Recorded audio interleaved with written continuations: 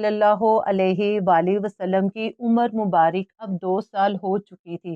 رواج اور دستور کے مطابق حضرت حلیمہ سعدیہ نبی پاک صلی اللہ علیہ وآلہ وسلم کو لے کر مکہ واپس آئیں اور آ کر آپ کی والدہ اور دادا عبد المطلب کے حوالے کر دیا۔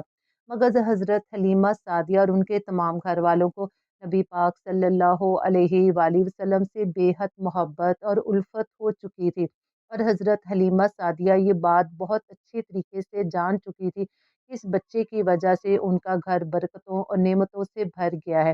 وہ نبی پاک صلی اللہ علیہ وآلہ وسلم کو کچھ عرصہ اپنے پاس مزید رکھنا چاہتی تھی، چنانچہ انہوں نے حضرت آمنہ اور حضرت عبد المطلب سے اصرار کیا کہ کچھ عرصے کے لیے نبی پاک صلی اللہ علیہ وآلہ وسلم کو ان کے حوالے کر دیا جائے، تاکہ مکہ کی آب و ہوا آپ کی صحت پر برا اثر نہ ڈالے۔ جب حلیمہ سعدیہ نے زیادہ اصرار کیا تو حضرت عبد المطلب نے حلیمہ سعدیہ کو نبی پاک صلی اللہ علیہ وآلہ وسلم کو واپس لے جانے کی اجازت دے دی۔ نبی پاک صلی اللہ علیہ وآلہ وسلم کو لے کر حضرت حلیمہ واپس اپنے قبیلہ بنو سعد میں آ گئی۔ یہ وہی دور تھا جب مکہ میں جہالیت اپنے عروج کو پہنچی ہوئی تھی اور ہر جگہ مختلف قسم کے میلے اور نمائشیں لگتی اور لوگ یہاں پر آ کر مختلف قسم کی تفریح اور کھیلوں میں حصہ لیتے تھے۔ اور یہ وہی دور تھا جب تمام دنیا سے مختلف مذاہب کے ماننے والے یہودی عالم، راہب اور کاہن مکہ مکرمہ کا رخ کرتے، اور وہ اس بچے کی تلاش میں آتے تھے جن کے متعلق انہوں نے اپنے آخری آسمانی کتابوں اور صحیفوں میں پڑھ رکھا تھا کہ وہ بچہ مکہ مکرمہ کی سرزمین میں پیدا ہوگا اور وہ آخری نبی ہوگا۔ تمام لوگ اس تجسس میں بھی یہاں پر آتے تھے۔ حضرت حلیمہ سعدیہ بیان کرتی ہیں کہ میں آپ کو لے کر واپس آ رہی تھی کہ ایک دفعہ یہودیوں کی ایک جماعت میرے پاس سے گزری۔ یہ لوگ آسمانی کتاب توریت کو ماننے کا دعویٰ کرتے تھے۔ میں نے ان سے کہا کیا آپ لوگ میرے اس بیٹے کے متعلق کچھ بتا سکتے ہیں؟ یہودیوں نے جب نبی پاک صلی اللہ علیہ وآلہ وسلم کے مبارک اور معصوم چہرے کی طرف دیکھا تو وہ بڑے حیران ہوئے اور پھر آپس میں کچھ گفتگو کرنے لگے۔ پھر انہوں نے حضرت حلیمہ سعدیہ سے آپ صلی اللہ علیہ وآلہ وسلم کے والدین کے متعلق پوچھنا شروع کر دیا۔ جب حلیمہ سعدیہ نے آپ کی پیدائش کے متعلق تفصیلات ان کو مہیا کرنی کی تو آپس میں کہنے لگے اس بچے کو قتل کر دینا چاہیے۔ یہ کہہ کر انہوں نے میری طرف دیکھا اور پوچھا کیا یہ بچہ یتیم ہے؟ میں نے ان کی یہ بات سن لی تھی کہ وہ ان کو قتل کرنے کا ارادہ کر رہے ہیں، سو میں نے جلدی سے اپنے شوہر کی طرف اشارہ کرتے ہوئے کہا نہیں، یہ رہے اس بچے کے باپ۔ تب انہوں نے کہا اگر یہ بچہ یتیم ہوتا تو ہم ضرور اسے قتل کر دیتے۔ یہ بات یہودیوں نے اس لیے کہی کہ انہوں نے پرانی کتابوں میں پڑھ رکھا تھا کہ ایک آخری نبی آنے والے ہیں، ان کا دین سارے عالم میں پھیل جائے گا، ہر طرف ان کا بول بالا ہوگا، ان کی پیدائش اور بچپن کی یہ علامات ہوں گی کہ وہ یتیم ہوں گے۔ اب چونکہ حلیمہ سعدیہ نے ان کی بات سن لی تھی اور فوراً ہی کہہ دیا کہ یہ بچہ یتیم نہیں ہے، تو انہوں نے اس طرح اس بچے کو قتل کرنے کا ارادہ ترک کر دیا۔ اسی طرح حلیمہ سعدیہ ایک دفعہ نبی پاک صلی اللہ علیہ وآلہ وسلم کو عکاس کے میلے میں لے گی تاکہ وہ آپ کو وہاں پہ تفریحی چیزیں دکھا کر آپ کا دل بہلا سکے۔ جہالیت کا دور تھا اور یہاں پر بہت مشہور میلہ لگتا تھا۔ یہ میلہ طائف اور نخل کے درمیان ہوتا۔ عرب کے لوگ حج کرنے آتے تو شوال کا مہینہ اس میلے میں گزارتے، کھیلتے کودتے اور اپنی خاندان کی بڑائیاں بیان کرتے تھے۔ حلیمہ سعدیہ نبی پاک صلی اللہ علیہ وآلہ وسلم کو لیے اس بازار میں گھوم رہی تھی کہ اچانک ایک کاہن کی نظر نبی پاک صلی اللہ علیہ وآلہ وسلم کے چہرے مبارک پر پڑی تو اسے آپ کے چہرے پر نبوت کی علامات نظر آ گئیں۔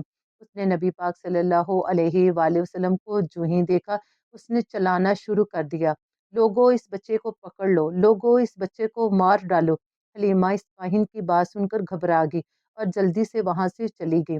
اللہ تعالیٰ نے نبی پاک صلی اللہ علیہ وآلہ وسلم کی حفاظت فرمائی، مگر میلے میں موجود لوگوں نے کاہن کی بات سن لی اور وہ اب کاہن کے گرد جمع ہو چکے تھے۔ انہوں نے ادھر ادھر دیکھا مگر انہیں وہ کوئی بچہ نظر نہ آیا۔ اب لوگوں نے کاہن سے پوچھنا شروع کیا کیا بات ہے، آپ کیوں اس بچے کے بارے میں کہہ رہے تھے کہ اسے مار ڈالو؟ جس پر کاہن نے کہا میں نے ابھی ایک چھوٹے لڑکے کو دیکھا ہے، معبودوں کی قسم وہ تمہارے دین کے ماننے والوں کو قتل کرے گا، تمہارے بتوں کو توڑے گا اور وہ تم سب پر غالب آ جائے گا۔ بہتر یہی ہے کہ تم لوگ اس کو تلاش کرو اور اس کو قتل کر دو۔ یہ سن کر لوگ آپ کی تلاش میں ادھر ادھر دوڑے مگر ناکام رہے۔ نبی پاک صلی اللہ علیہ وآلہ وسلم کی اس طرح اللہ تعالیٰ نے اس کاہن سے حفاظت فرمائی۔ حلیمہ سعدیہ آپ کو لیے جب واپس آ رہی تھی تو ذی الحجاز سے بھی ان کا گزر ہوا۔ یہاں بھی ایک میلہ لگا ہوا تھا، بازار میں ایک نجومی بیٹھا تھا، لوگ اس کے پاس اپنے بچوں کو لے کر آتے، وہ بچوں کو دے کر ان کی قسمت کے بارے میں بتاتا تھا۔ حلیمہ سعدیہ اس کے نزدیک سے گزری تو نجومی کی نظر نبی پاک صلی اللہ علیہ وآلہ وسلم پر پڑی اور ساتھ ہی نجومی کو نبی پاک صلی اللہ علیہ وآلہ وسلم کی مہر نبوت بھی نظر آ گئی۔ مگر جیسے ہی اس نے نبی پاک صلی اللہ علیہ وآلہ وسلم کی مبارک آنکھوں کی سرخی دیکھی تو وہ چلا اٹھا، اے عرب کے لوگوں، اس لڑکے کو پکڑو، اسے قتل کر دو، یہ یقیناً تمہارے دین کے ماننے والوں کو قتل کرے گا، تمہارے بتوں کو توڑے گا اور تم پر غالب آئے گا۔ یہ کہتے ہوئے وہ نبی پاک صلی اللہ علیہ وآلہ وسلم کی طرف جھپٹا، لیکن اسی وقت اللہ کے حکم سے وہ پاگل ہو گیا اور وہ اسی پاگل پن کے دورے میں مر گیا۔ ایک اور واقعہ سیرت ابن ہشام میں ہے کہ حبشہ کے عیسائیوں کی ایک جماعت نبی پاک صلی اللہ علیہ وآلہ وسلم کے پاس سے گزری۔ اس وقت حضور صلی اللہ علیہ وآلہ وسلم حلیمہ سعدیہ کے ساتھ ہی تھے اور وہ آپ کو آپ کی والدہ کے حوالے کرنے جا رہی تھیں۔ عیسائیوں نے جب نبی پاک صلی اللہ علیہ وآلہ وسلم کے چہرے مبارک کو دیکھا اور ساتھ ہی آپ کی آنکھوں کی سرخی کو بھی دیکھا تو انہوں نے حلیمہ سعدیہ سے پوچھا، کیا اس بچے کی آنکھوں میں کوئی تکلیف ہے؟ انہوں نے جواب دیا، نہیں، کوئی تکلیف نہیں، یہ سرخی تو ان کی پیدائش سے ہی ان کی آنکھوں میں موجود ہے۔ تب عیسائیوں نے کہا، اس بچے کو ہمارے حوالے کر دو، ہم اسے اپنے ملک لے جائیں گے، یہ بچہ پیغمبر اور بڑی شان والا ہے، ہم اس کے بارے میں سب کچھ جانتے ہیں۔ حلیمہ سعدیہ یہ سنتے ہی وہاں سے جلدی سے دور چلی گئی۔ اب انہوں نے یہ تمام واقعات جاننے کے بعد ارادہ کر لیا کہ وہ نبی پاک صلی اللہ علیہ وآلہ وسلم کو آپ کی والدہ کے پاس واپس پہنچا دے، کیونکہ اب انہیں یہ محسوس ہونے لگا تھا کہ وہ نبی پاک صلی اللہ علیہ وآلہ وسلم کی حفاظت اچھی طریقے سے نہیں کر سکتے۔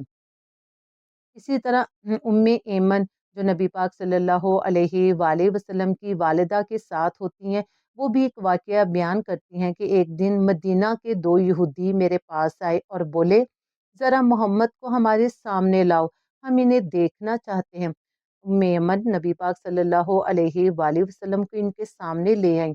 انہوں نے اچھی طرح دیکھا، پھر ایک نے اپنے ساتھی سے کہا، یہ اس امت کا نبی ہے، یہ شہر ان کی ہجرت گاہ ہے، یہاں زبردست جنگ ہوگی، قیدی پکڑے جائیں گے۔